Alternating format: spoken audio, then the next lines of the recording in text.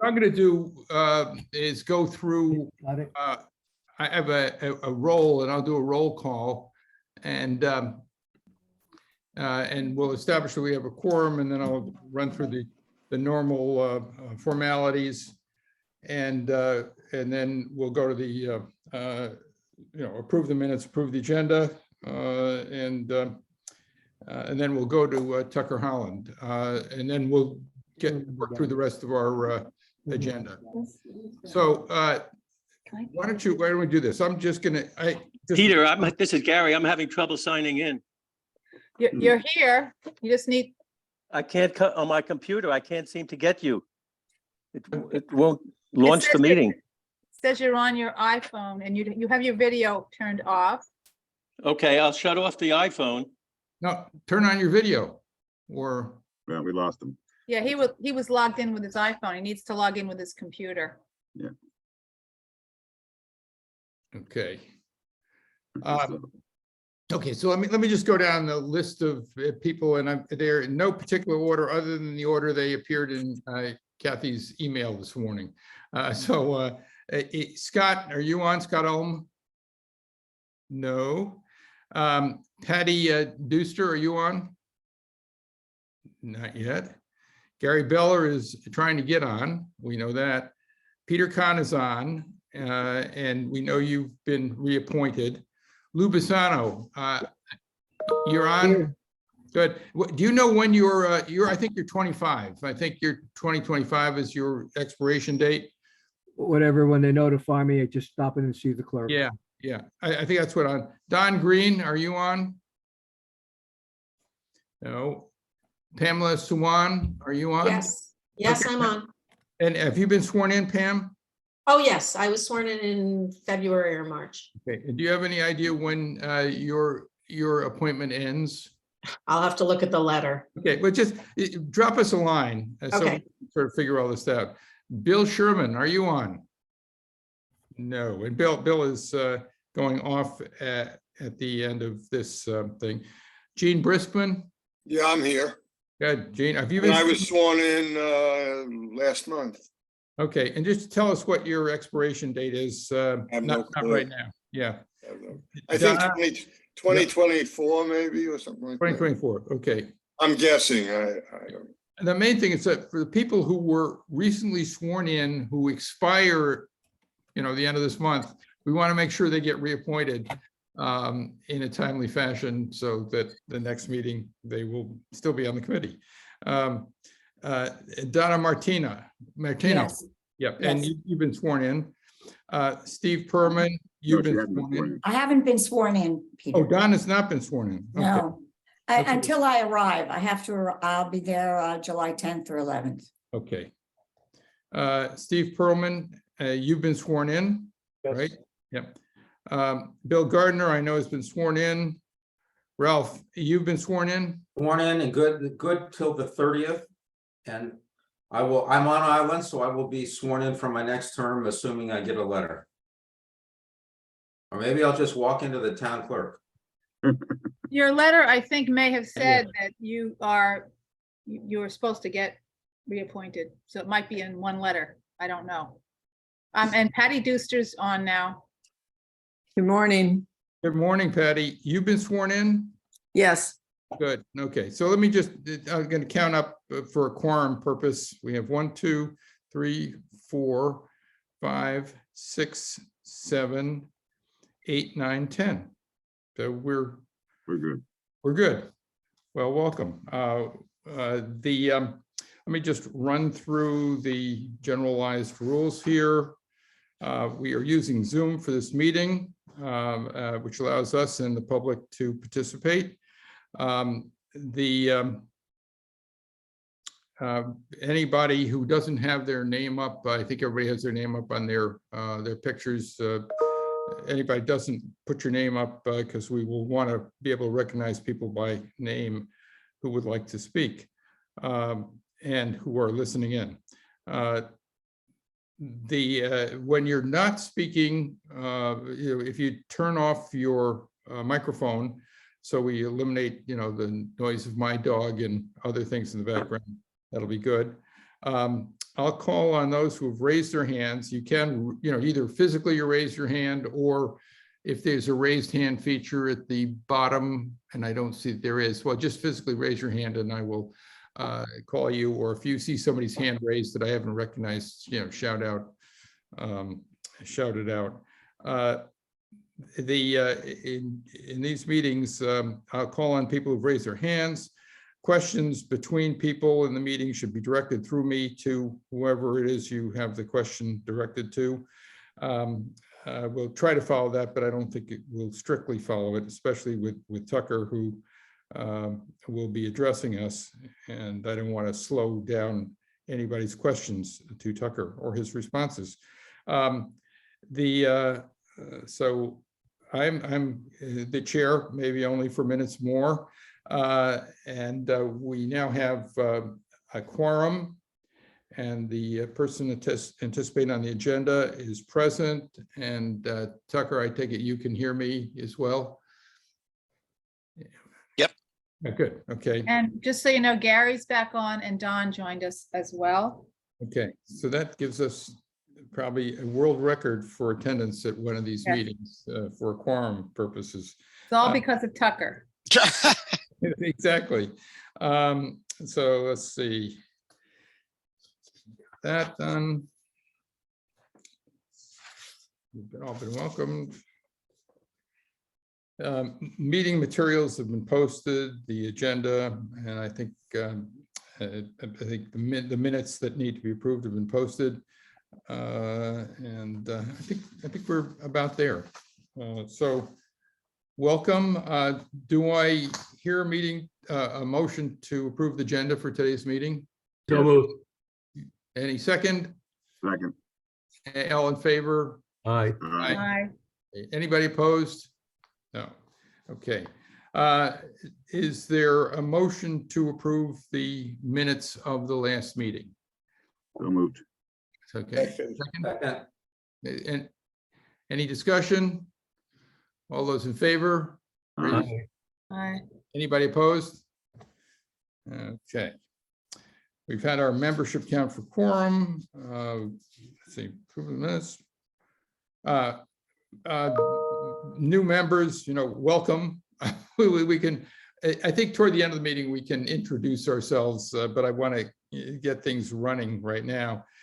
So our speaker today is Tucker Holland, who is the housing director on Nantucket. And I think at least during my tenure on this committee, I think this is probably the third time Tucker has addressed us.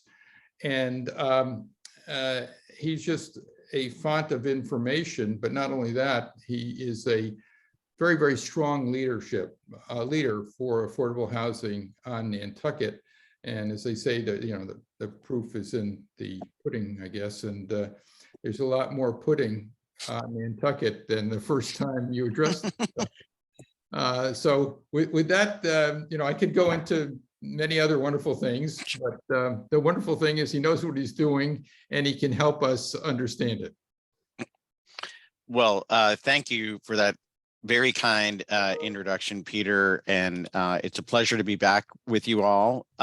You all have been tremendously supportive of housing efforts over the years here. And, I am personally, very grateful for that, as is the community overall. So I want to make sure that I'm using your time well today in terms of what we might cover and talk about. I am prepared, if it is useful from your perspective, to go through. I thought it might be worthwhile to take a few minutes to go through a presentation that we did with the Finance Committee just a few months ago in preparation for town meeting and the $6.5 million permanent override that kind of teed things up for the discussion with them and ultimately led to their unanimous support for that article at town meeting. So if that was something you thought useful, I could begin there. I could also then speak to some of the activity around the transfer fee, which again, you all have been supportive of through the years. There is quite a bit of action on that, I guess you would say. And of course, I'm happy to take questions at any point during this discussion. So please feel free to jump in. So if Peter, if that made sense. I would say I muted myself. That makes absolute sense. I don't know whether you have in that. I mean, for me, and I think for others, perhaps, if we could just have a brief definition of what is affordable housing, who qualifies for it, and what the main concern on Nantucket today is with respect to affordable housing. Terrific. So I think some of that may be answered in this finance committee presentation. So maybe I'll just jump right into that. And if I don't hit something of interest, again, anyone, please just let me know. So can you all see that? Yeah. Mhm. So again, this was a presentation we originally had done with the Finance Committee last winter in preparation for annual town meeting. I'm going to go through here a little bit of background on definitions in AMI, as Peter just touched on, funding that we've had up until this year's town meeting, where that funding has been deployed, the plan use for the balance of those funds, and then where we are relative to our subsidized housing inventory count and safe harbor, which is the short way of describing the certification of our housing production plan. And then going forward is about the monies that really ultimately were approved at town meeting and where those may be utilized. So these are some of the terms that I may use loosely, rapidly. I apologize if I am speaking in alphabet sometimes, alphabet soup. Just let me know again if I'm glossing over something where it's useful to talk about it a bit further. But SHI is the subsidized housing inventory. That's the measure of the 10% requirement that every municipality has in the Commonwealth. DHCD, I actually need to update this slide. Many of you may be familiar that the new governor has elevated housing to a cabinet level position within the Massachusetts administration. And so there is a new Secretary of Housing and Livable Communities. So DHCD is actually gone. The new agency is the Executive Office of Housing and Livable Communities. The new secretary actually comes from Worcester, and he's hitting the ground running. The housing production plan is something that every town or municipality in the state is actually required to have.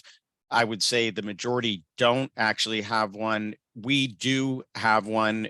We've had one basically since the time that I started in this position. They're updated every 5 years. Our most recent update was in 2021. And one of the main benefits of having a housing production plan, beyond it being a guide of how we want to address the issue, is that when it comes to safe harbor, having a housing production plan approved by HLC actually cuts in half the requirement in terms of your production in order to gain a year of safe harbor. So presently in Nantucket, to get a year of safe harbor, we need to, quote unquote, create 24 units of housing. To get 2 years, we need to create 49 units of housing. The maximum that you can get at any one point in time is 2 years. Sorry, 49 units was in my mind. The maximum you can get is 2 years at any one point. So you can imagine there is a lot of coordination in order to, I say land the plane at just the right time in order to stay in effect in a continuous period of safe harbor. It's sort of, a big plane that needs to be landed on a short runway. And, we're fortunate to have, good folks and partners at the Housing and Livable Communities Office who have assisted us in our work to stay in safe harbor on our way to that 10% requirement.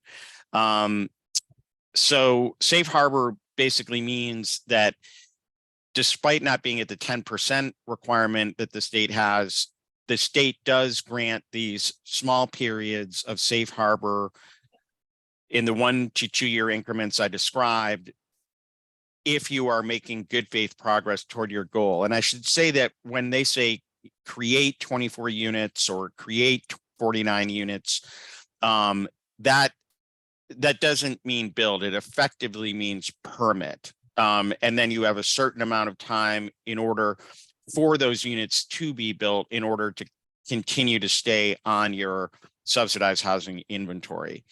Finally, AMI is shorthand for area median income. That's sort of the measurement of affordability in any particular region. So Nantucket, obviously we're unique in that we're our own county and town. So we have our own AMI calculation versus regional.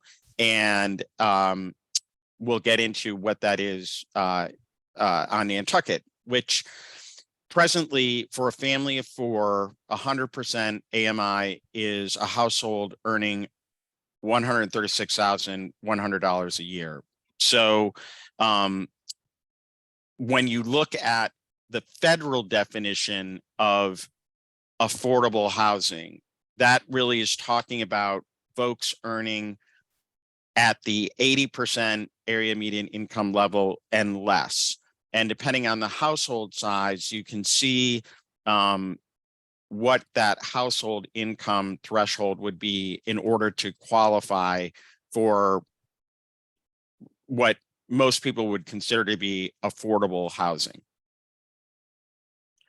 Chapter 40B, we really already have talked a bit about this, that fundamentally it is the state's requirement that every municipality have at least 10% of their year-round housing stock eligible for inclusion on the subsidized housing inventory.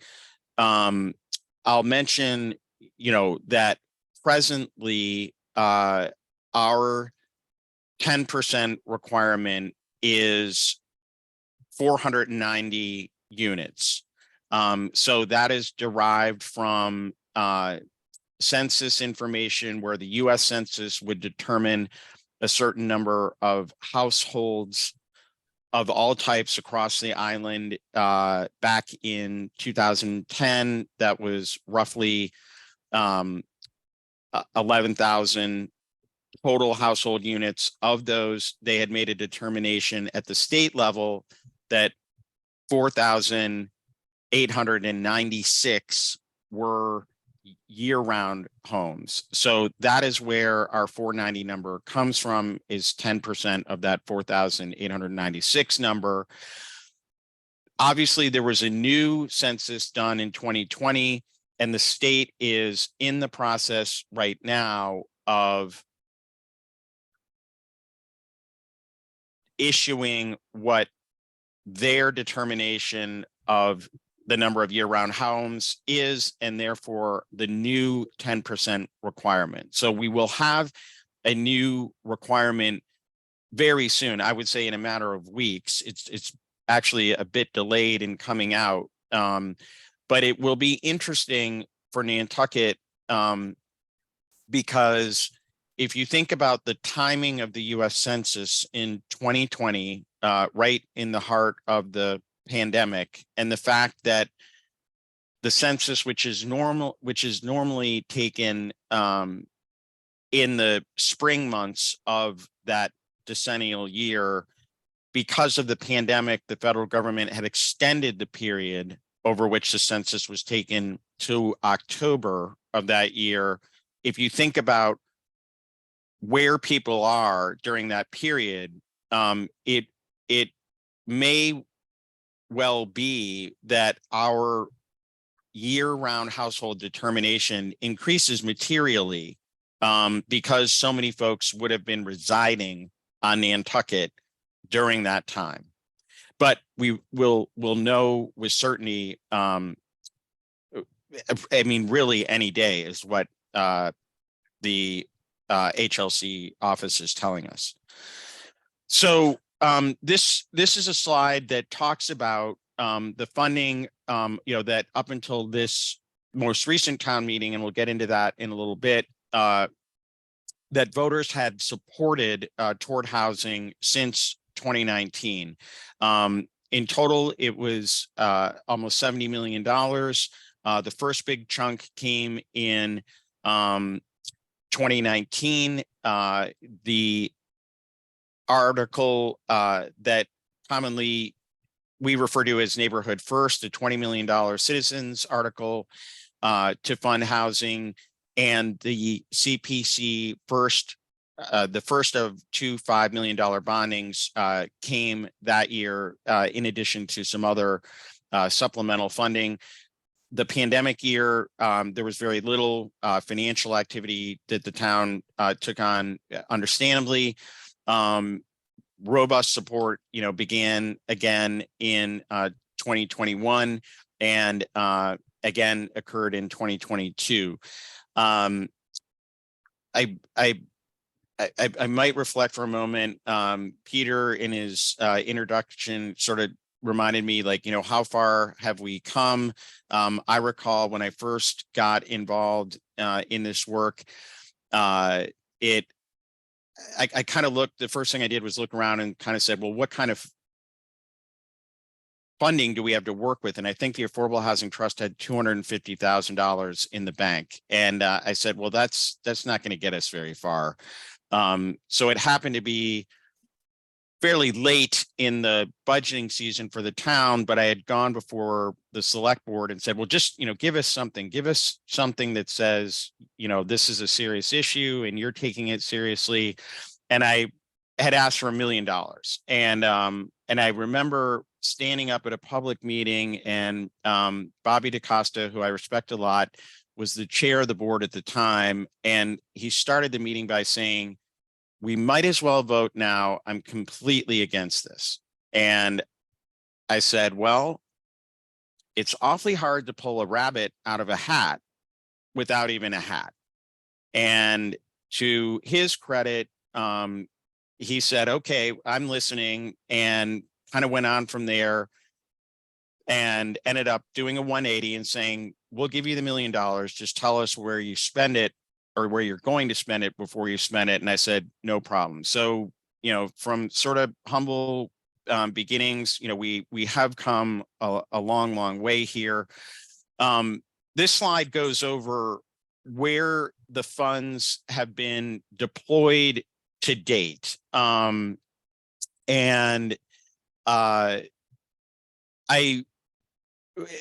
just generally say I'm happy to dive into any particular project in greater detail if folks have an interest, but generally I'll say a lot of the money that has gone out the door already has gone toward acquisition of land where principally rental units can be created. The state gives a big incentive to do rental when it comes to meeting your 10% requirement. It also has gone to funding the actual construction and development of projects, for example, at 31 Fairgrounds Road, a 22-unit project being developed next door to Fairgrounds Restaurant that obviously will exclusively serve year-rounders. It's also gone to the buy down of a permanent buy down of affordability within existing projects, such as the Richmond project, and actually helped accelerate the production of some of those units. So at the time of this slide, 37 million had gone out the door, with a balance of 28 million to go. And you can see, on the prior slide that at that point, there were 36 households that were already under new roofs from funding that had been deployed, appropriated and deployed only since 2019. And just for a little bit of perspective, if you think about Sachem's Path, which is a 40-unit project, fantastic, 100% serving year-rounders, that project took 14 years from start to finish. You think about a private developer project such as Beach Plum Village, which has 10 year-round affordable units, and then the rest are our market rate units in that particular development. But that project, again, done by a private developer without the same sort of red tape that a municipality has to contend with, that took 12 years. So I think in a relatively short, it can't happen fast enough. And the Affordable Housing Trust and I all understand that, but I think you all understand housing just can't happen just overnight. You don't get to wave a magic wand. And so we feel that we are making good and steady progress. The funds that have been appropriated, again, previously to this year's town meeting, ultimately are going to facilitate, the creation of year-round housing for 236 households, overlapping with the 36 that are already under new roofs. And you can see here where the balance of the funds are intended to be deployed. It's really around the development and construction at these sites that we acquired with some of the monies in the first place.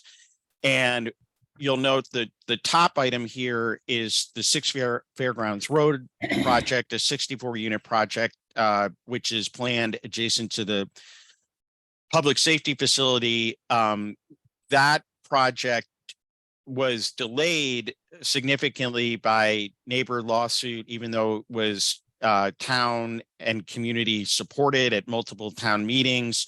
When it finally emerged, victorious, so to speak, from the legal process, it was the start of the pandemic, and construction costs obviously had gone up tremendously. So a project that originally would have been a $25 million deal, no money from the town, would be there today serving 64 households.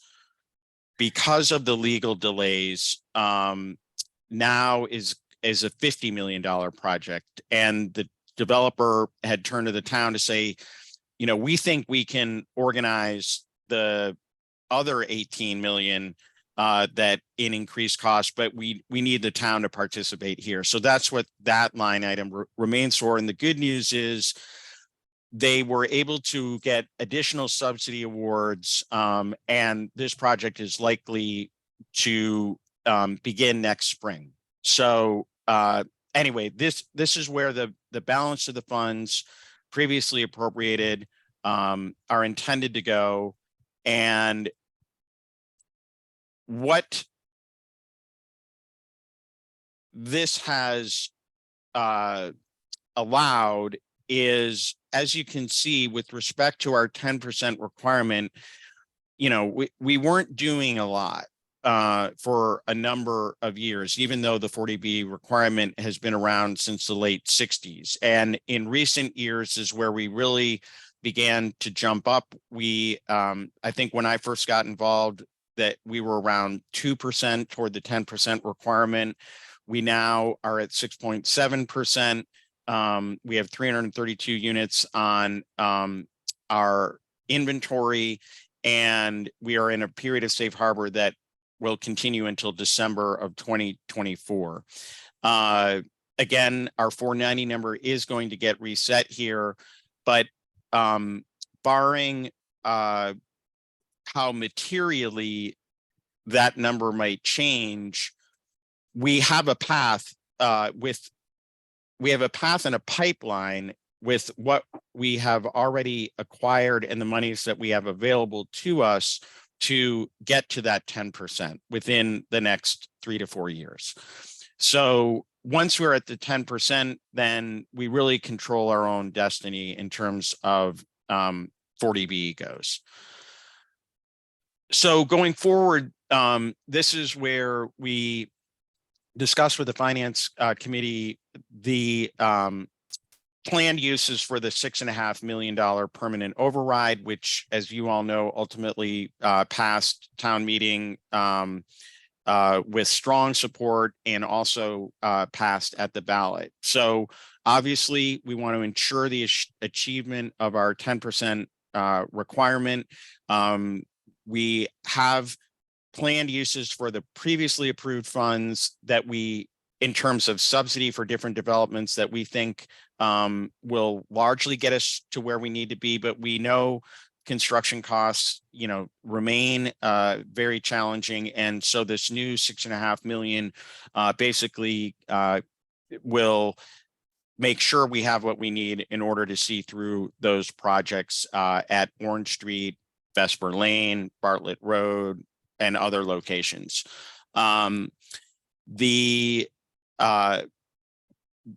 The big thing that we see this new money being able to do, which is something we haven't had the funding to be able to do up until now, is really make some material inroads into providing home ownership opportunities for year-rounders. This can be done through the buy down of planned units, offering buy down / down payment assistance for the repurposing of existing stock and development of new stock through public and private partnerships. I mean, we think that ultimately Nantucket needs to really be a bifurcated market at a level that is has a pool of year-round housing of a variety of different types that can support and sustain a vibrant year-round community and meet the needs of our seasonal economy. And part of that obviously needs to be ownership. Finally, the plan use would be to continue our successful closing cost assistance program, which is a no interest, modest, but important assistance program we have for folks who are buying permanently deed restricted properties. So the terms that we are using today have evolved from talking about affordable housing to affordable and attainable housing. It's, as you all, I'm sure, can easily understand, it's not just, the low income folks who struggle to find safe, suitable, affordable to them housing on Nantucket. I mean, it's folks at a variety of income levels here. I mean, just for perspective, that last year, the median home price on Nantucket was $3 million. You would need to be making, in this interest rate environment, $590,000 a year, plus have $600,000 in the bank to afford the median home. So think about our AMI level and think about 240% AMI, which is the upper limit that Aspen, Colorado, where the median home price is $10 million, uses when it is creating, quote unquote, affordable housing for the local population there. 240% AMI in Nantucket would basically equate to about half what you need to be earning to afford the median home price here. So this next phase here, it really needs to address, continue to address the low and very low income level, but also get higher up into areas where folks like teachers, policemen, firemen, nurses, doctors, any number of people, small business managers, et cetera, nonprofit leadership, et cetera. They all struggle with the year-round housing issue here. So that really was the presentation to the Finance Committee. I'm happy to take any questions that anyone has about this. And then I could also talk about the transfer fee to the extent that that's of interest to this group. Thank you very much. I missed the last, you can also talk about transfer fee. Okay, yeah, okay, I got it. Okay, good. Thanks. Why don't we sort of go around and take some questions on what you've spoken about, see if anybody has some questions, and then maybe go to the transfer fee to finish up. So I'm having difficulty seeing, maybe we can take down the exhibit there and get more faces involved. Yeah, so Peter Kahn. Tucker, thanks very much. It's always it's becoming an annual visit, which we appreciate. But obviously you're making great progress, as we've seen now over the years. I have a basic question, and whoops, there's some feedback coming on. Okay, I have a basic question. Obviously the land bank is sitting on a ton of property. We're all paying transfer fees. As you said, a lot of the costs that are attributed to affordable housing are in the acquisition of the land. What would be required? What would be required to have the land bank donate? How many? 4 acres. I think would probably take care of the entire project here for the future. What would it take to do that?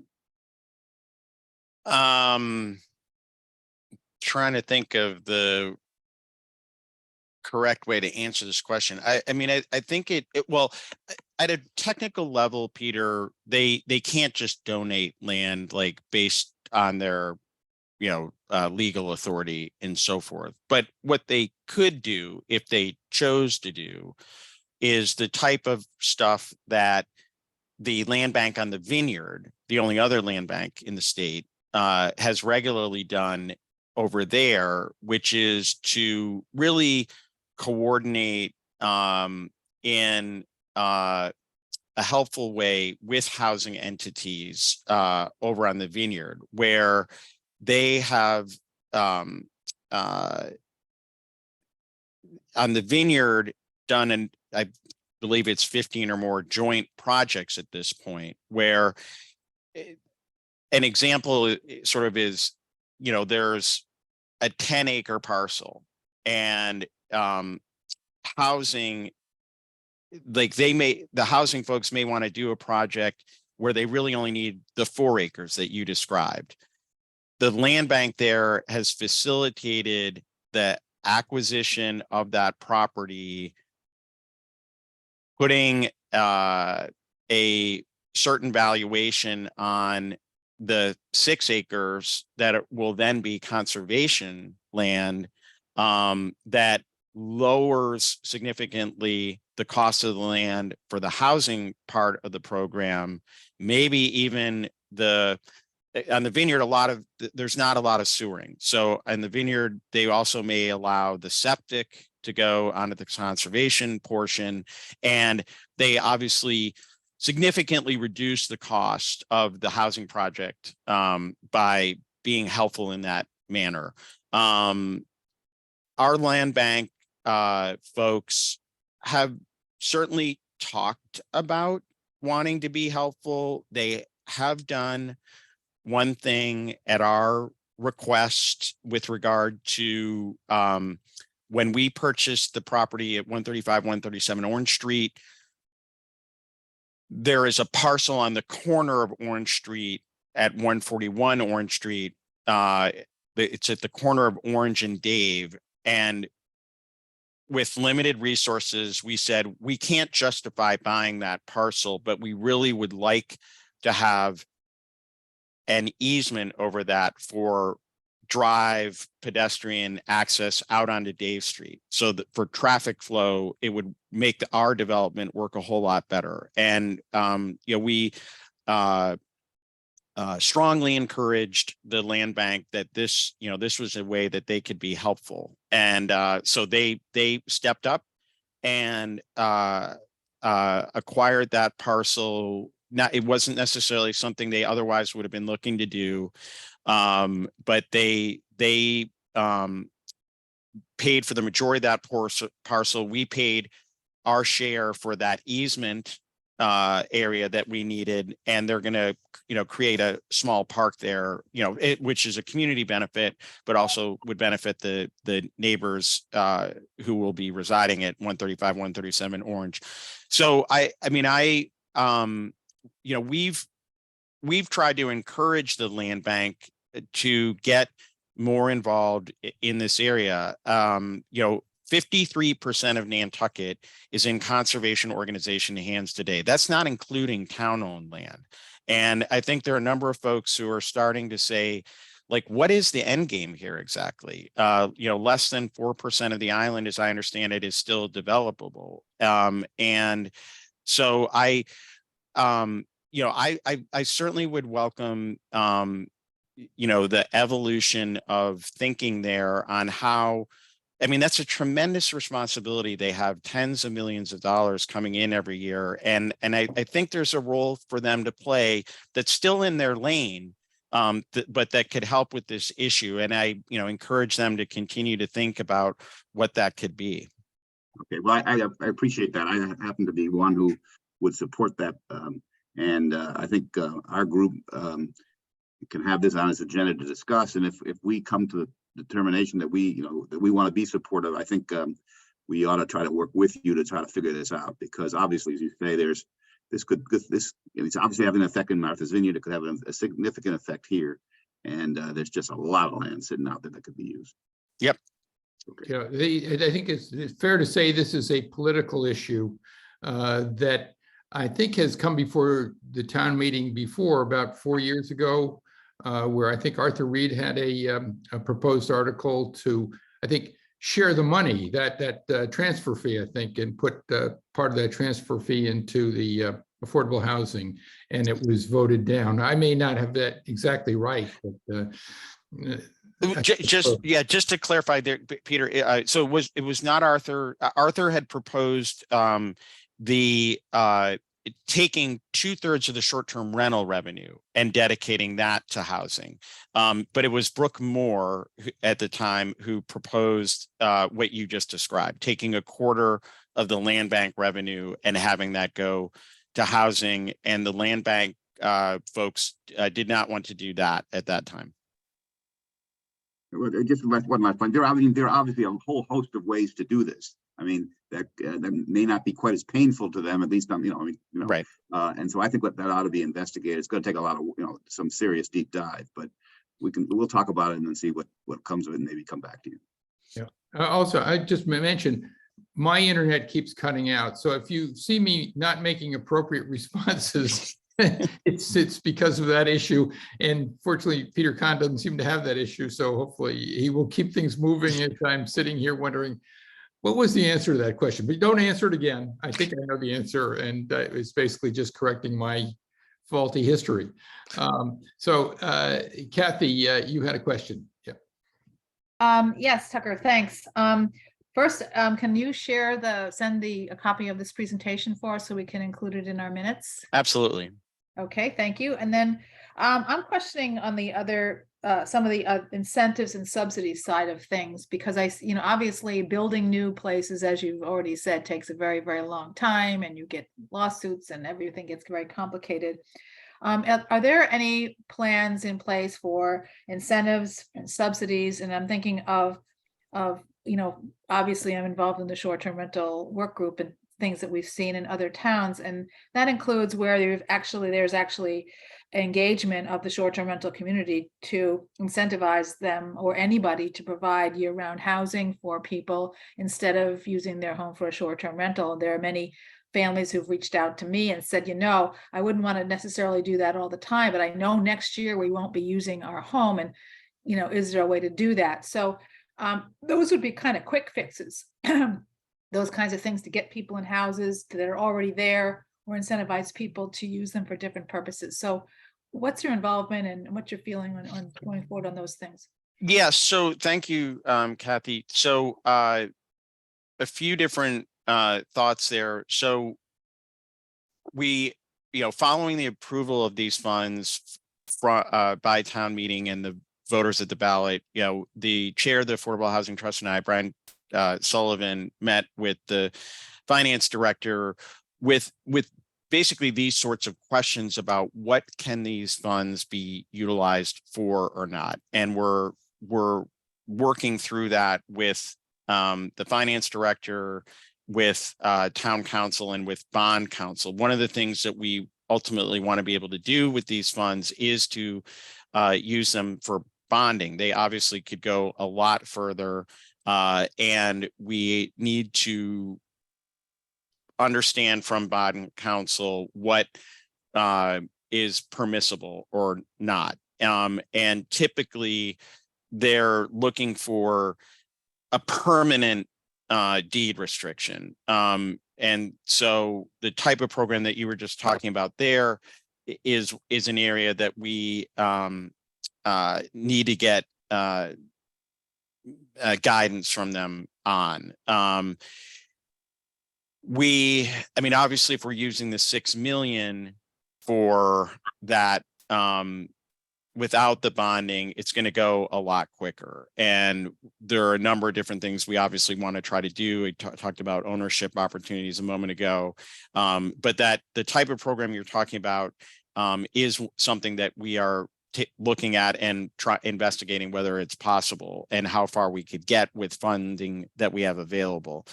Another program that we're very interested in implementing is just simply like a year-round deed restriction. And again, this could be buying down existing units. There is a program some of you may be familiar with in Vail, Colorado, called the Indeed program. I was invited out to the Vail Symposium last winter to be part of a panel on housing. George Ruther, who's the housing director for Vail, and I and Lori Best, the housing director from Breckenridge, were all on this panel together. And in Vail, if you're not familiar with that program, they basically are paying for a deed restriction on homes, a permanent deed restriction, where the requirement is the occupant, whether it's the owner or a year-round renter, is required to work in Vail. So you can't just live in Vail and work remotely. You have to work in Vail. And so they have implemented, their goal is to create 1,000 of these units. And, and that's in a, community with a year-round population of 6,000 people. But they're trying to create 1,000 units over 10 years. They're well on their way. They're at 400. One of the reasons that they're able to do it there is they have a large condominium inventory. And so for 75,000, they can buy this deed restriction on a $500,000 condominium.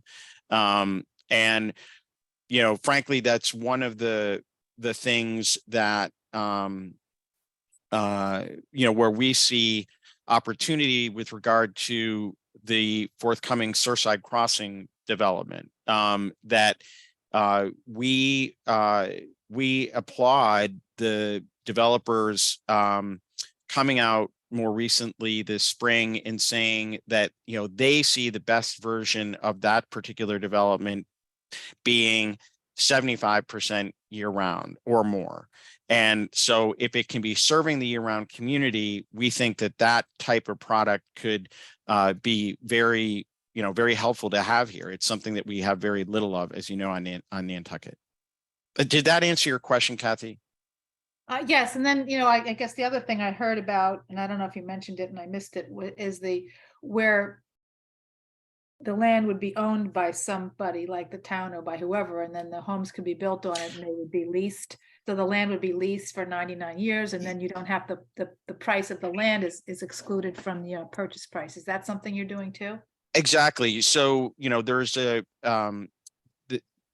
they have on the vineyard the Island Housing Trust, which is a community land trust, and that is the vehicle for doing exactly what you just described.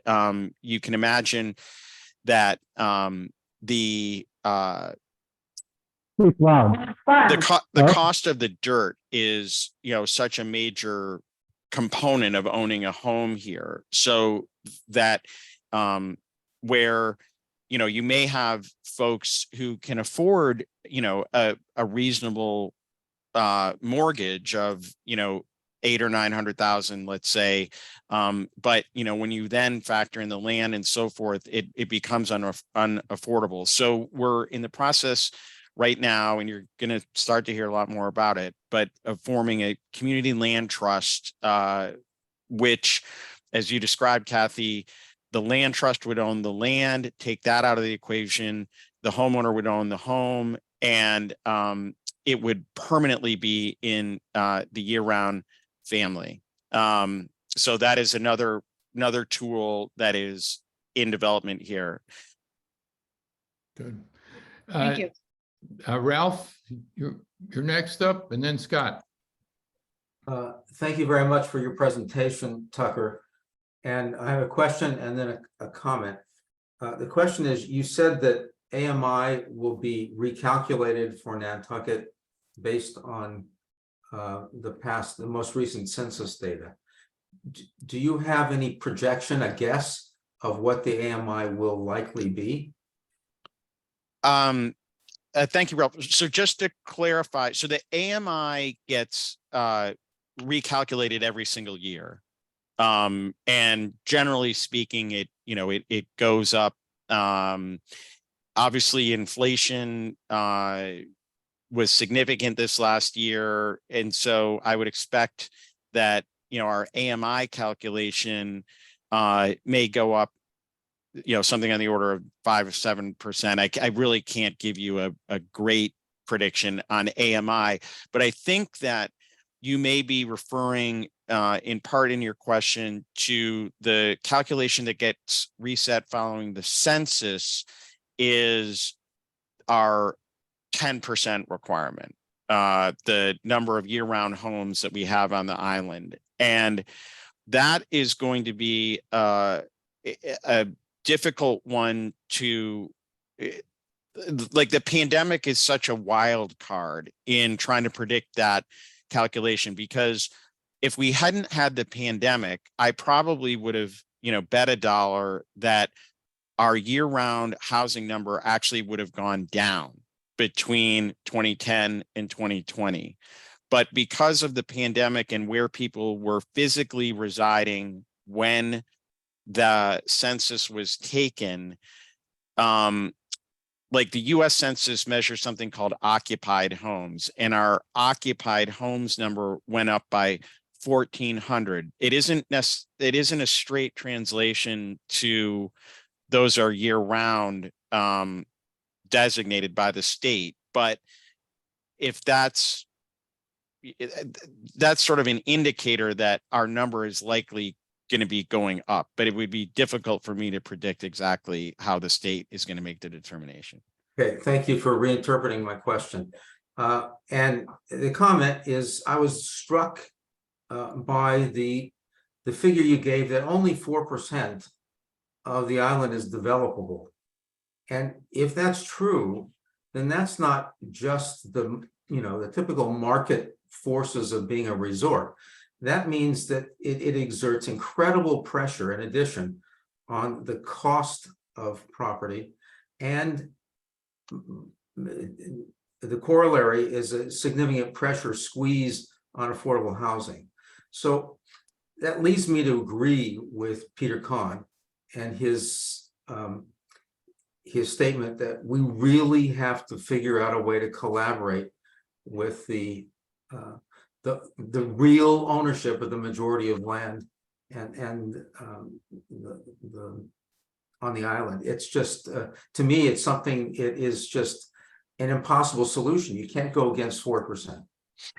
I agree with you. And we over the course of the last few, I mean, the first thing I did when I came into this role was go to the heads of the Conservation Foundation, the Land Bank, and the Land Council, and got them together and said, hey, I'm just kind of starting out on this work here. I would be interested to hear, your thoughts about, where housing potentially should go. I'd like to hear your thoughts about, where you're headed with your work. And I don't want any of us to ever stand up at a public meeting and surprise one another. And I remember, one of them at the time, it was Jim Lintowski, Eric Savetsky, and Cormac Collier. And one of them had said, golly, this is great. Nobody from the housing world's ever called us before. And I was like, well, I'm kind of surprised you're the 3 largest landowners on the island. But, the unfortunately, they have not been as interested in really jumping in here and saying, how can we help? As I think the community, really needs for them to do. And, now there's been some leadership turnover in recent years at some of the organizations and their new board members, who maybe have little more enlightened perspective, but we're still trying to help them understand that they could play a role and really really be helpful to the year-round community here. And I mean, and it's not just helping the year-round community. In effect, it's really helping all of us, seasonal and year-round. Good. Scott? Thanks. 2 quick questions. First, what's the right way to think of the cost per unit across the sweep of the existing program? You have some dollars and you got some units, but is it just a division matter, or is there a calculation of what it is actually, projected to cost per unit? Second question is there any low-hanging fruit in the zoning code? Now, I know a number of communities have gotten relief from easing accessory apartments, liberalizing other aspects of zoning, and that sort of goes directly to how do you get more out of what you've got? Yep. Great questions, Scott. Maybe I'll go in reverse order. So, Nantucket is a housing choice community, which is a program that was set up under the Baker administration. It's continued under the Healy administration. And in order to qualify to be a housing choice community, you have to have either met certain production requirements in terms of creating more housing for your community, or you have to check a certain number of best practice boxes.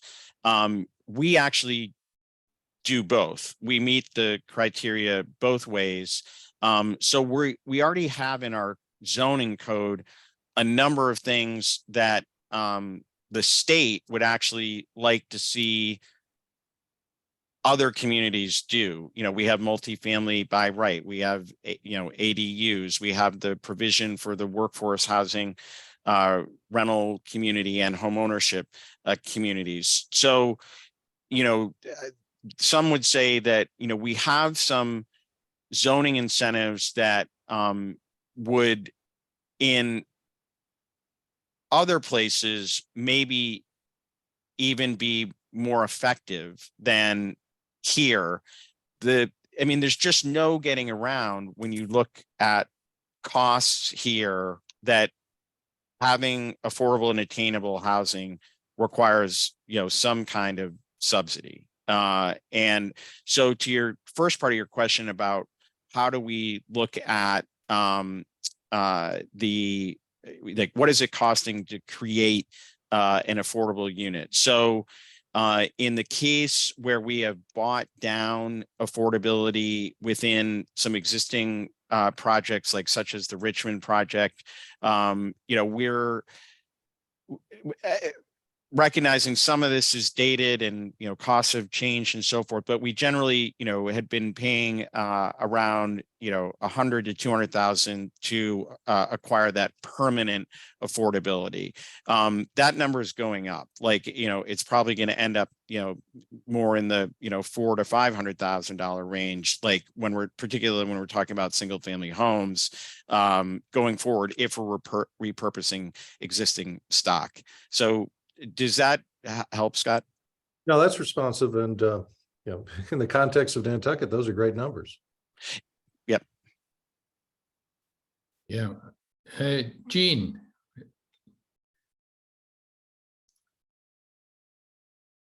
Thank you, Tucker, for the interesting presentation. Couple things. One, I recall when the land bank was in the process of being formed, that the numbers were a third of the land was on the island was developed, a third of it was under conservation, and a third was developable. So the land bank was formed to really deal with that last third and drive it down, so that remaining third of the land would not be developed. Since then, apparently, and this was what, 35, 40 years ago, since then, you're saying 18% or more than half of that 33% has been turned into conservation land, and another 13% has been developed, leaving only 4%. Does that feel right? I mean, that's my understanding, Gene. I think you summarized it well. Okay. Then the other question is, what is that 4%? Does it include all of Bartlett's farm? Because Bartlett's farm, I don't know about zoning issues. I don't know about wetlands or anything else, but all of that land, it would seem to me, if they decided to go out of the farming business, would be developable. So is that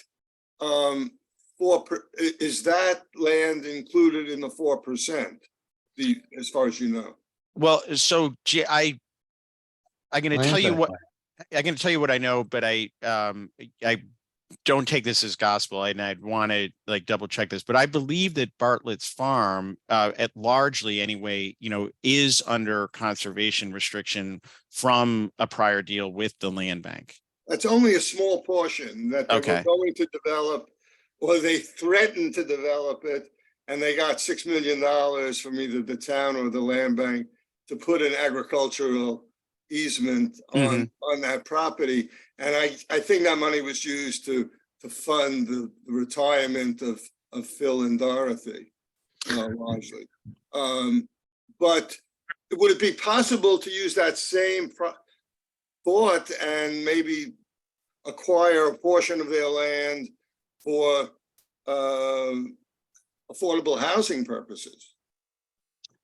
If they were, willing if they were willing to do that, for sure. I mean, that's one of the vehicles that we, and I can give a real example of this, but one of the vehicles that, we see potentially working well with regard to this land trust idea. Like I think we all can easily imagine a fireman and teacher who moved here 30 years ago, were able to afford a $200,000 home on Hooper Farm Road. Now they're going to retire, want to be closer to the kids and grandkids in North Carolina. The reality is when they go to sell, they now have a $2 million home. No one would expect them to ignore the value of their asset. But again, the reality is the new fireman and teacher are not going to be able to afford that home. So, kind of enter the land trust, for example, they may be able, obviously there's been tremendous depreciation on that property. They may be able to avail themselves of a bargain sale through the IRS code, afford to sell through the land trust at a reduced price, basically still be economically as well off as they would have been selling on the open market. And the reality is the new buyers can perhaps afford that $850,000 mortgage. That's where a subsidy on the order of what we were just talking about with Scott, 400,000 can bring it permanently into the year-round family and ensure that is, there for firemen and teachers, forever in effect. So, we went through a real project like this a couple of years ago. Some folks, there wasn't a home itself involved, but there was land involved where we're planning to do home ownership opportunities for year-rounders, where the property owner had a $2+ million parcel, bought 70 years ago. The basis was nothing. We suggested they talk to their trusted tax folks. They came back and said, we've determined in our particular case, we can sell it to you for 1.2 million versus over 2 and be just as well off. And we'd love to have it go for this purpose. And we moved forward with that parcel. So, would love to work with, the Bartlett folks, whomever would like to, help with a legacy of serving year-rounders here on the island. But I can inquire, Gene, with the planning folks, the planning and land use department on like Dave Iverson is the chair of the planning board now and also serves on the Affordable Housing Trust. He's a tremendous member of that group. And I can get you more detail about the 4% figure if that's helpful. That's great. So I'm going to thank Tucker, and it may be that we need to have you back at some point, but this has been extremely informative. I think you've answered all the raised hands that I've seen. Oh, I got a hand up. Okay, could you be very, very brief, Lou? Thanks. I've been getting my arm back in shape with my hand up. Good. Question that I ask is going to be on a little bit different subject. And that's the need for housing for people that work here during the summer and supplement our businesses throughout the community. There's a dire need for housing of that type. I don't know if your committee's taking a look at that, but it's something that is really, really acute in this municipality. I can't get people to work because they have no place to live. What are you guys doing with regard to that, if anything? Well, I understood that. So generally, like the charter of, excuse me, of the Affordable Housing Trust is around year-round housing. So like the trust is not charged with creation of seasonal housing, but we generally have a view of, a rising tide floats all boats, so that if we're able to really address the year-round housing situation adequately, that may in turn free up certain assets, that can be serving the seasonal need more significantly than it is today. For a long time, there's been discussion around, creation of a campus, not necessarily through the municipality, but, through nonprofit efforts, perhaps of, for seasonal employees. And that's something that there have been, some ongoing conversations about, hasn't, taken root in a definitive manner, but it is being talked about. Okay, I thank appreciate it. you. Appreciate it being talked about, but one example that I'm just going to point out to you, and then I've had my say. Take a look at the Historical Association. Their properties are not open more than 1 or 2 days a week because they can't get people to work for them. Okay, Lou, that is really, I understand your issue, but he has nothing to do with that issue. So maybe it's something And that so maybe we you have can to take a discuss look that at at some because other time. it affects the guy that comes to cut your grass. I understand that, but, so Bill Gardner, I think you had the last question. Thank you. Can you hear me? Yes. Tucker, I join my colleagues in thanking you for your excellent presentation. I'm on the advisory committee, obviously, and an alternate member of the short-term rental working group. We've been summer residents for over 40 years out in the east end of the island. And our house is unoccupied during the winter. We have befriended a local couple who qualify for affordable housing and actually have a loan commitment from Cape Cod 5. And they've been living here for 19 years from temporary rental to temporary rental, having a hard time finding full-time affordable housing.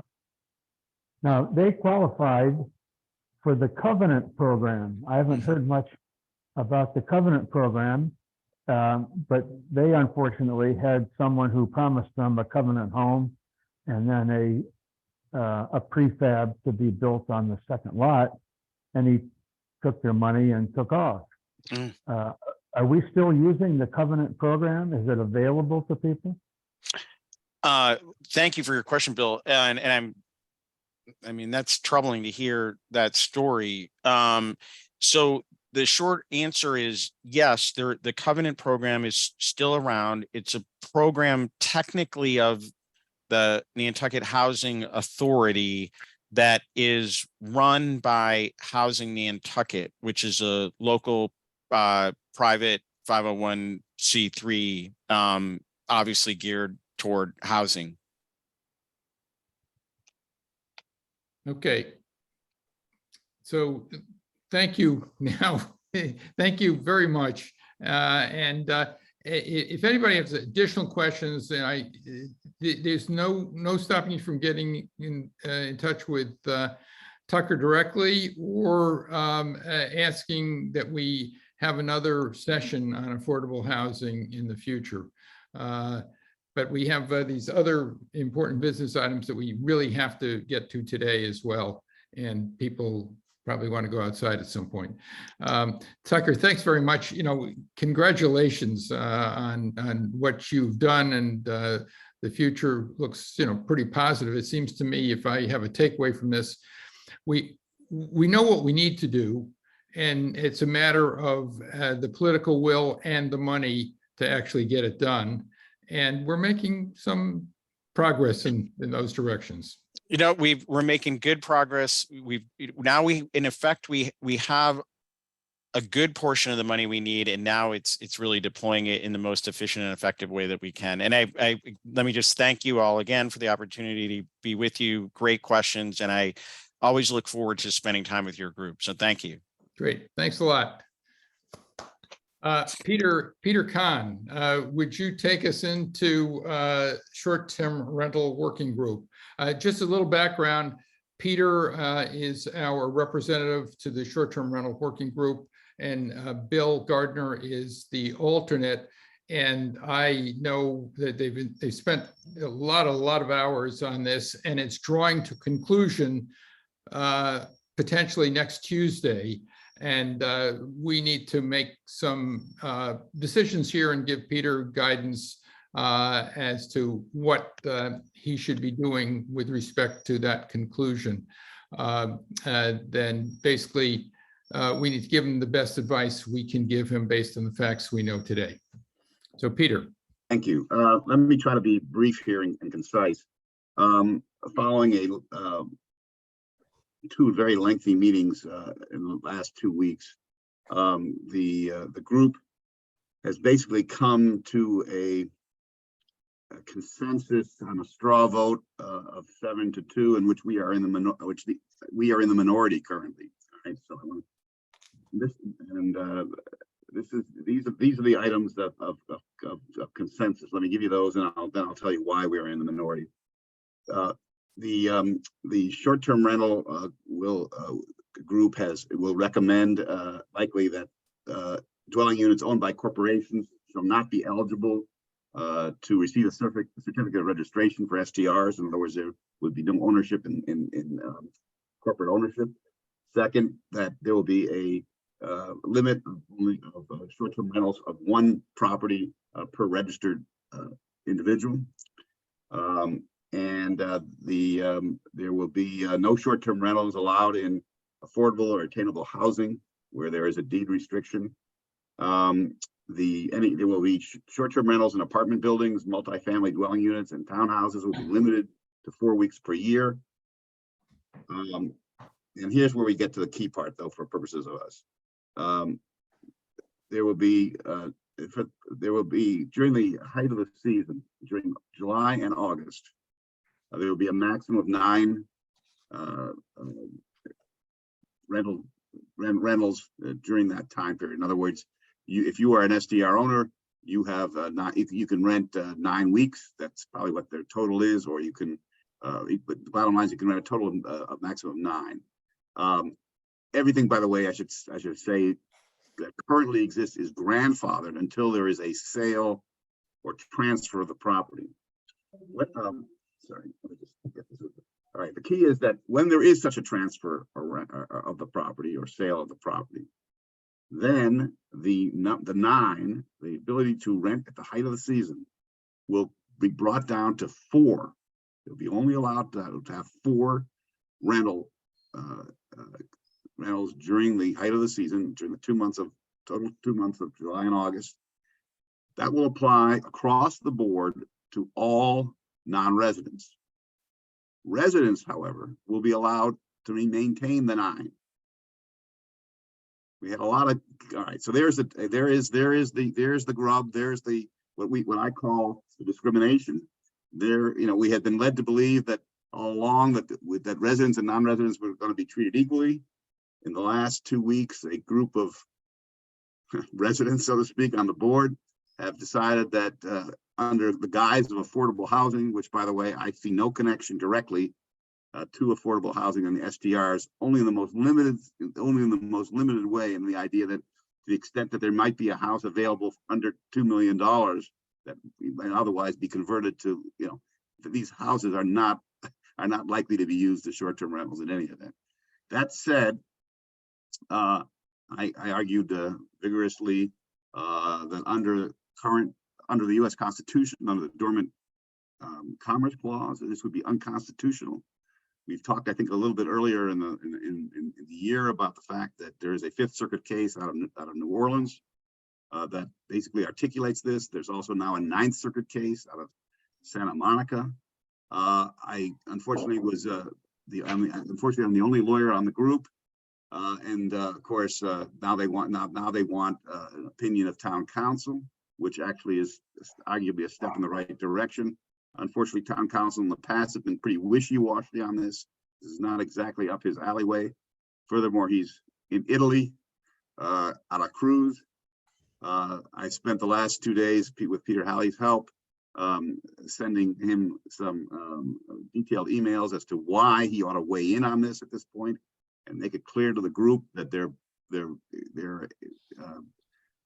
inviting a lawsuit here. There's no question in my mind that this lawsuit, no one can obviously predict the outcome, but it is a legitimate constitutional issue. And there's no need for this discrimination, by the way. I've suggested to them that if there are residents that are in need of additional opportunities to rent their homes for SDR purposes, in other words, to make the nut that they need to live on the island, he increases from 4 to 9 for those residents who are in need. There could easily be an exemption for that. What you would otherwise call the hardship case or what have you, to make that case. it would be very limited in that regard. It actually could also apply to non-residents if there's some, if the non-resident could show some need for that.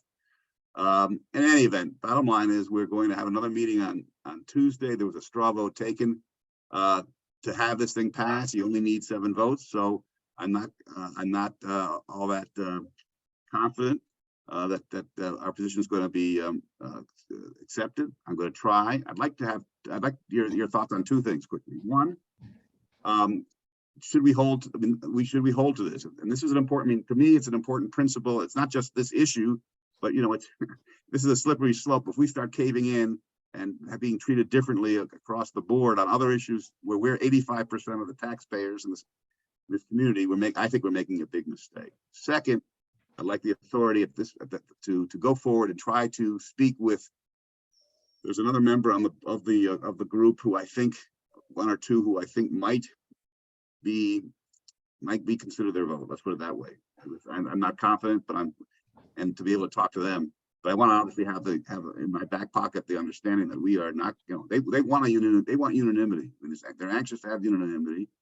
Therefore we have some leverage, arguably.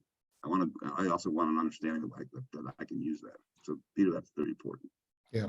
So let me just, we'll take some questions on this, and then we'll get the sense of the group. I'll give you just a little bit of background.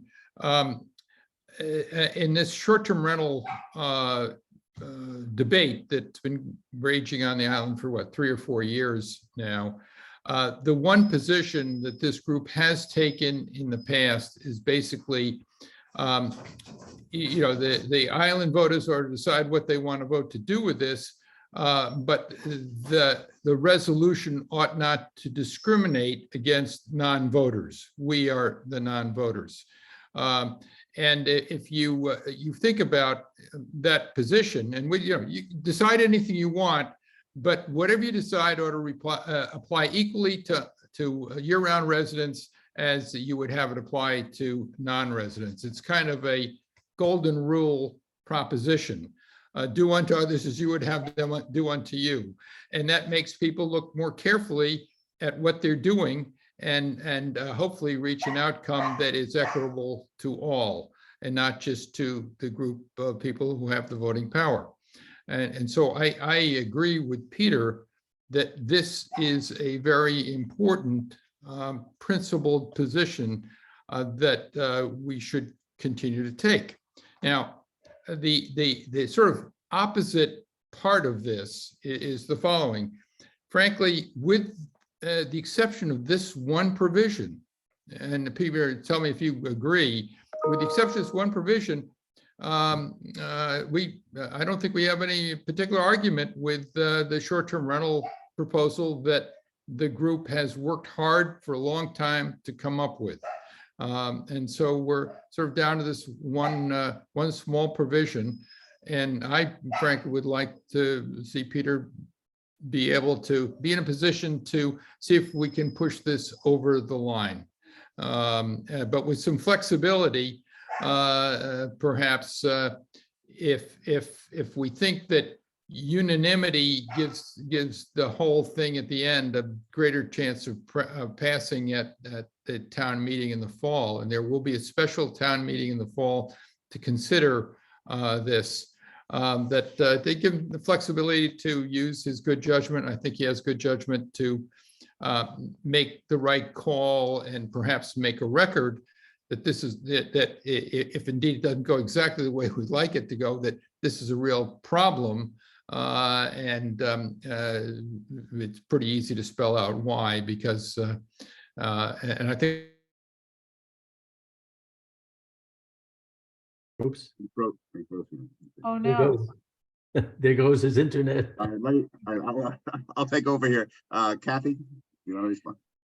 Yeah, let me just, couple things. I can share my screen if you want to see what was I think we're on the same page here as far as the holding on to the discriminatory, that language has to go. I agree 100% that it should.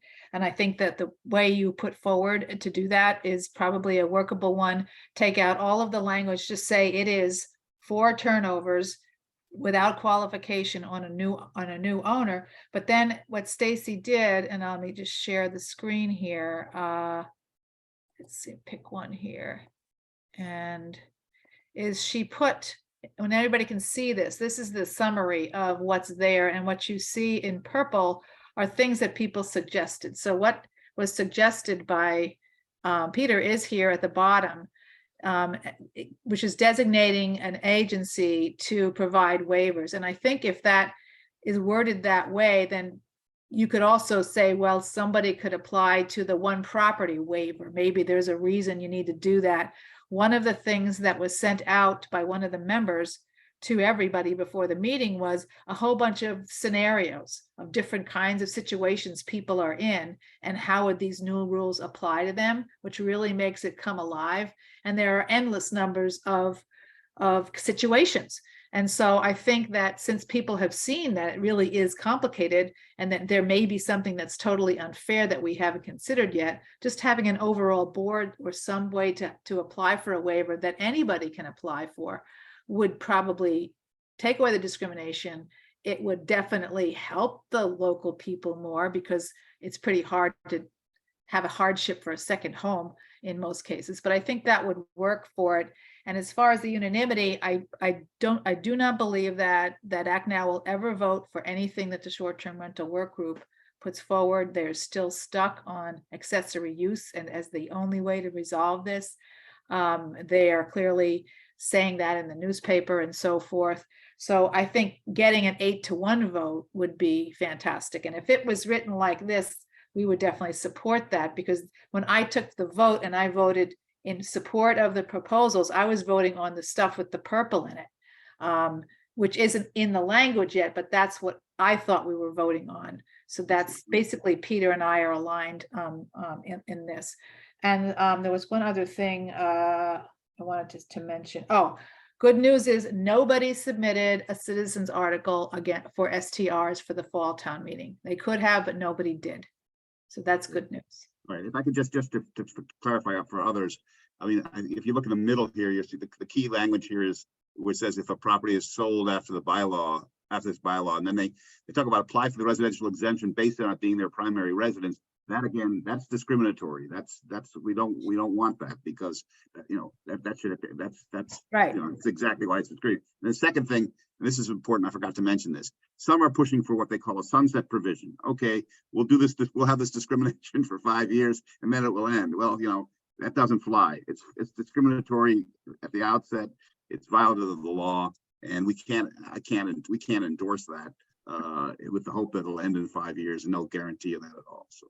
Yeah, I agree that the residential exemption and then this language here should come out, because there's no need for it if you can apply for a waiver. And then the sunset clause, I think I would support that, but basically for everybody. So if after you've owned the house for 5 years, then you can be like everybody else. That's okay.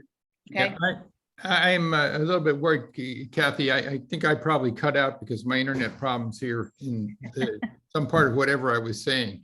So I'm glad you continued on. But if you go down to that bottom bullet point there, I don't read that as being that part being a separate point. It has something to do with hosted stays. And so I can't be as generous as you are in thinking that whatever waiver, which is totally undefined, provides any solace with respect to the issue that Peter has raised. Yeah, they are not related. This was just, she had no space at the end of the slide. And so she just put it there.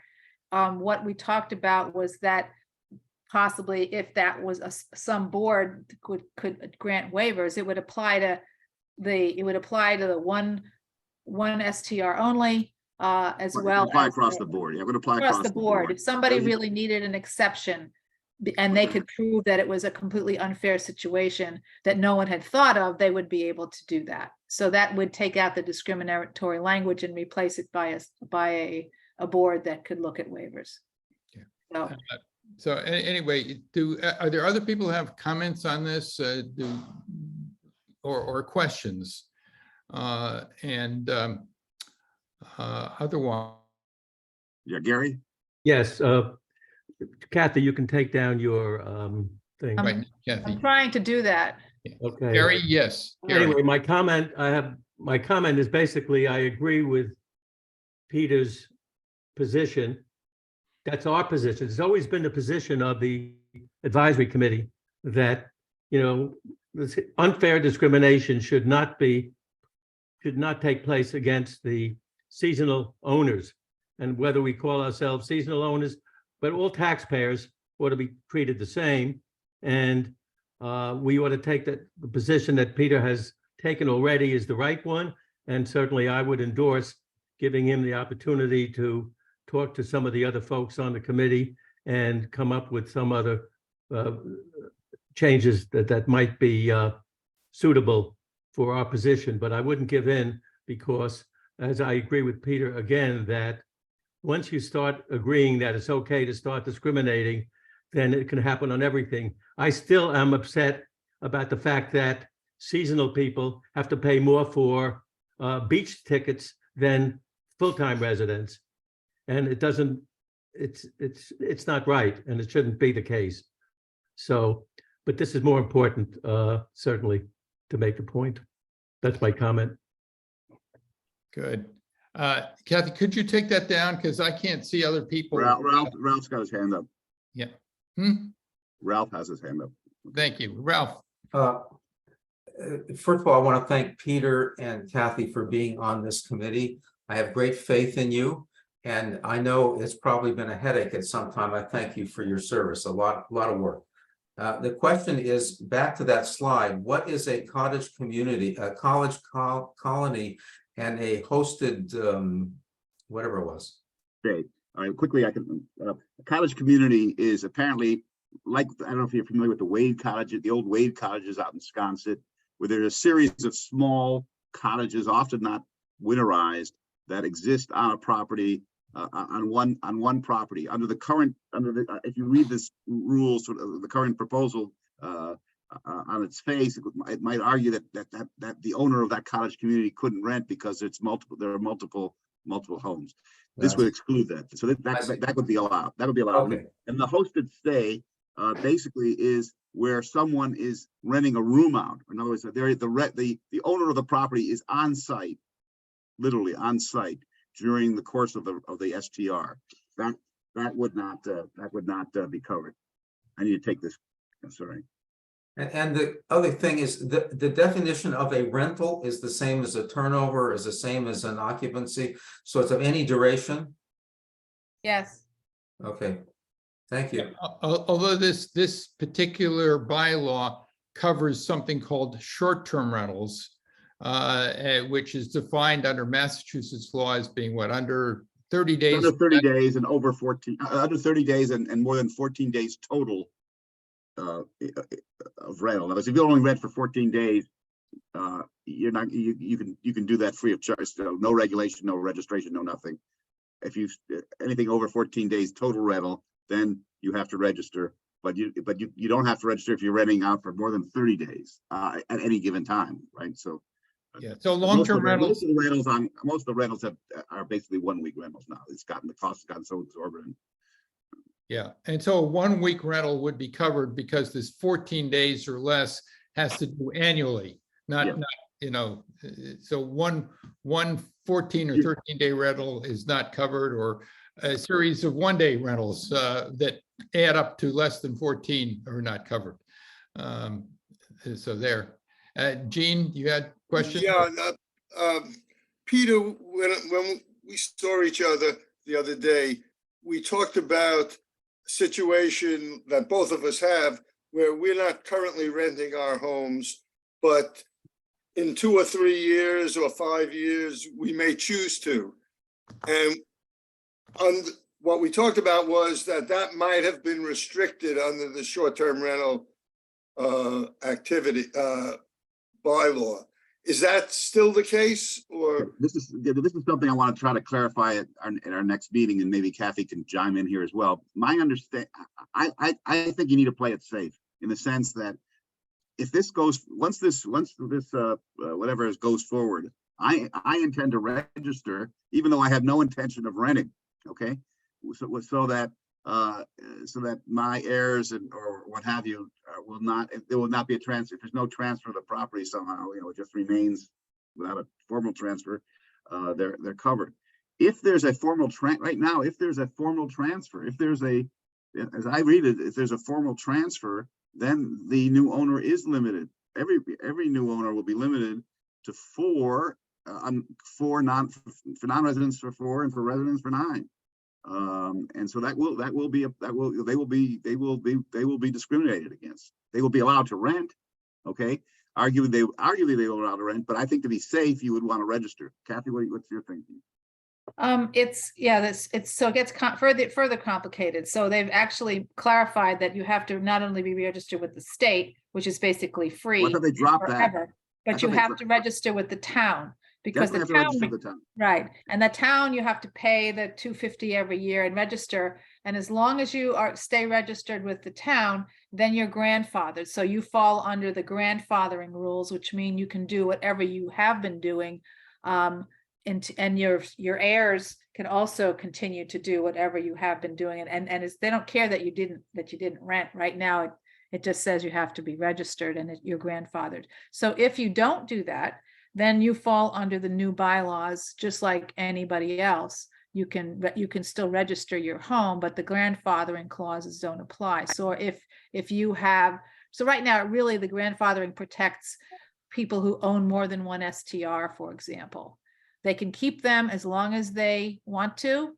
And when the minute they sell one, they can't go buy another one. That property then has to go into the new rules. So it gets a little complicated. I think the key question, which I think Gina, it's right, and I think Kathy, you and I need to get some clarification on, is if I register today and never do anything, and then pass it on to my heirs, but have registered, then I think they will be allowed to continue to rent 9 times. Yes. 9 That's times. correct.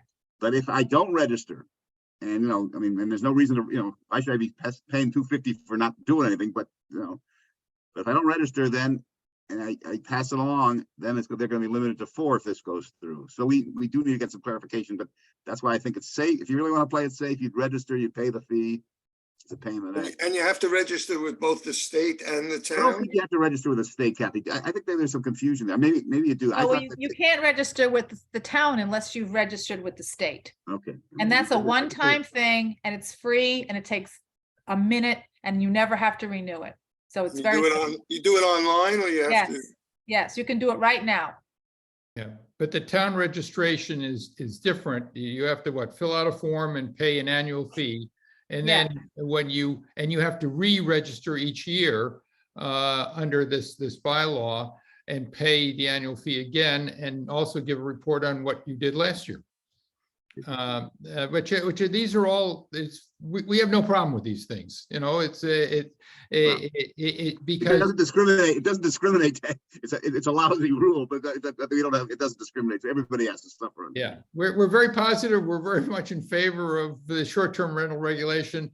We just don't want non-resident taxpayers to be treated in a less favorable way than resident taxpayers as this one issue. And it's just that there it is in a nutshell.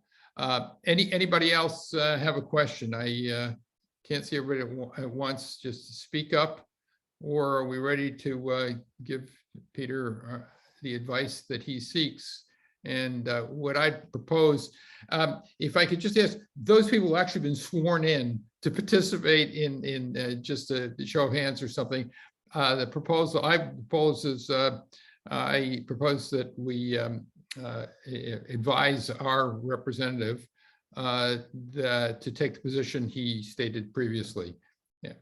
Second that. So all in favor, raise a hand, and I can't see. Can anybody see all the hands that we can? You got 9 up. 9 up. Nine up.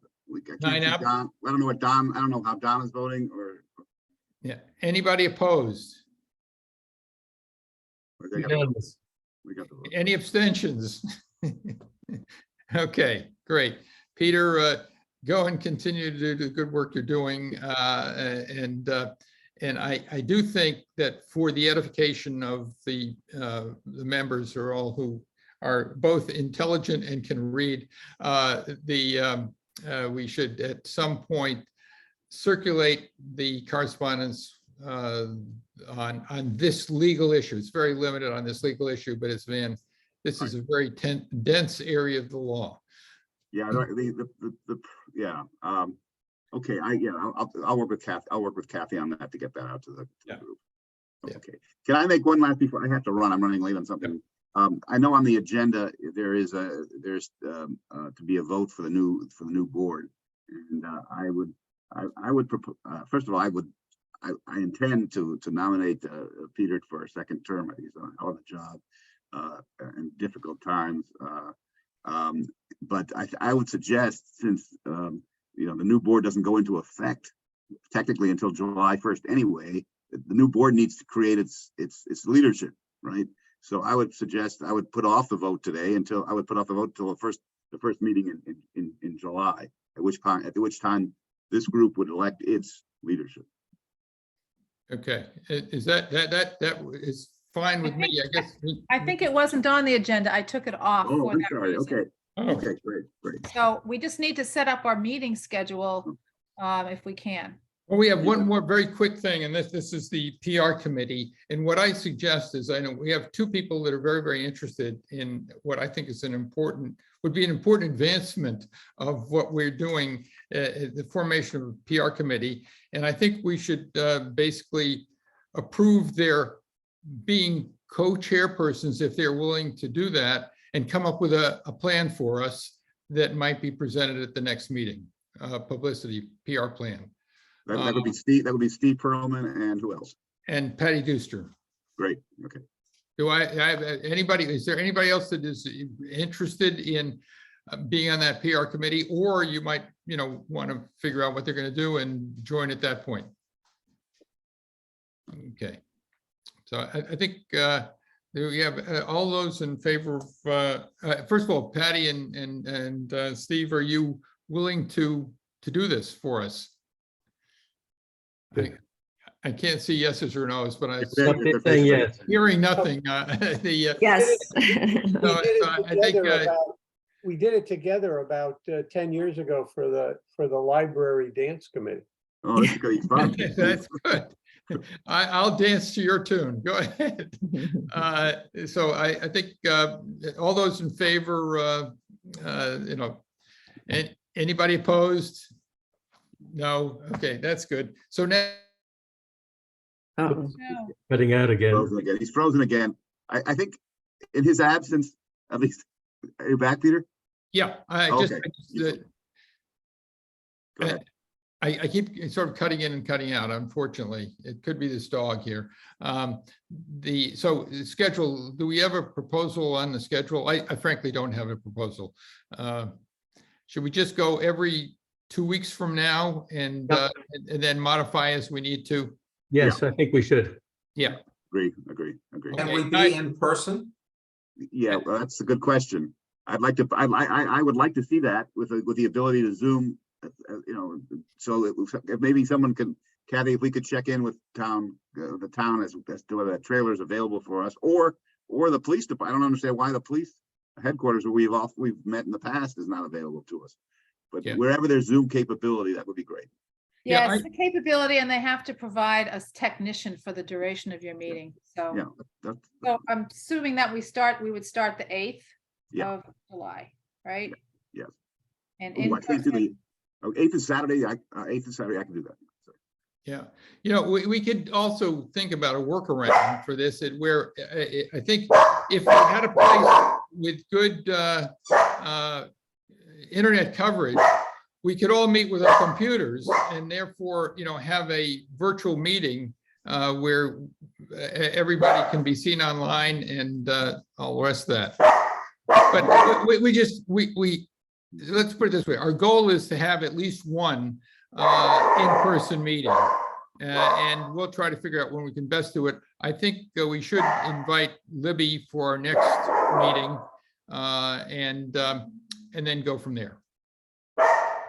Okay, so are you gonna invite Libby and I'll contact the town about the meeting times?